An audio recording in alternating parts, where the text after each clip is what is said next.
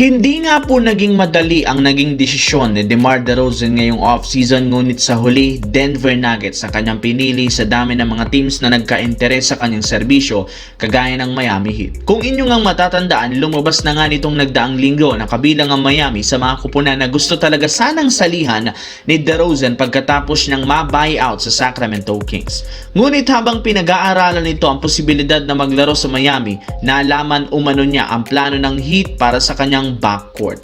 Ayon sa balita, mas priority ng Miami si Klay Thompson at nais umano nilang gamitin ito bilang starter. Dahil dito naging malaking katanungan ang magiging papel ni DeRozan kung sakaling piliin niya ang Miami Heat. Hindi lamang kasi pagiging bahagi ng starting lineup ang nakataya.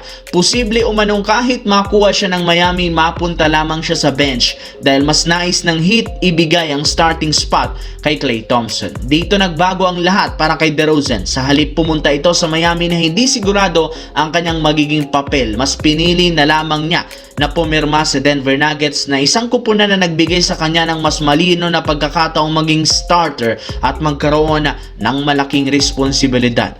Samantala, isa na naman nga pong makasaysayang kabanata ang malapit nang magsimula sa karera ni LeBron James dahil sa paparating na bagong season kung saan halos lahat ng kanyang mga magiging laro aabangan ng mga fans, aabangan ng mga analysts at maging ang kanyang mga haters. Pero ang tanong, kailan nga ba kaya ang magiging unang laro ni LeBron James sa Philadelphia 76ers? Well, para nga sa inyong kaalaman, inaasahan na maglalaro agad si LeBron sa ilan sa kanilang mga preseason games. Meaning, bago ito sumabak sa opening night sa regular season laban sa New York Knicks, una nga po muna natin siyang masisilayan either sa isa sa kanilang 4 na preseason games laban sa Knicks, Nets at Boston na 2 beses nilang makakatapat. At kahit man preseason pa lamang ito, nasa 76ers na ang sentro ng atensyon ng buong NBA. Ito ang rason bakit kahit preseason pa lang napakataas na ng tickets sa unang laro at umangat ito ng 12 times kumpara nitong nagdaang taon. Kaya tiba-tiba at jackpot agad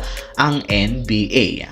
Sa kabilang banda, matapos nga po ang pagbabagong ginawa ng Cleveland Cavaliers sa kanilang roster nitong nagdaang linggo, unti-unti na nga pong lumilinaw kung sino ang 5 manlalarong inaasahang magiging starter sa darating na season. Siyempre, hindi dito mawawala ang point guard na nakakapirma pa lamang sa kanyang pananatili sa Cleveland Cavaliers. Malinaw malaki ang tiwala ng Cavaliers kay Donovan Mitchell. Makakasama rin niya si James Harden na patuloy pa rin ang pangungunahing scorer o go-to guy ng Cavaliers. Pero syempre, makukuha rin naman ni Peyton Watson ang wing dahil sa kanyang athleticism, haba at dumepensa, iba't ibang posisyon, posibleng siya ang mahalagang pyesa. At syempre, andito rin ang Twin Tower na sina Evan Mobley at syempre si Jarrett Allen, ang dalawang magsisilbing pangunahing sandigan ng Cavaliers sa depensa, rebounding at presensya sa ilalim ng basket. Kaya overall, napakaganda ngayon ng lineup ng Cavaliers.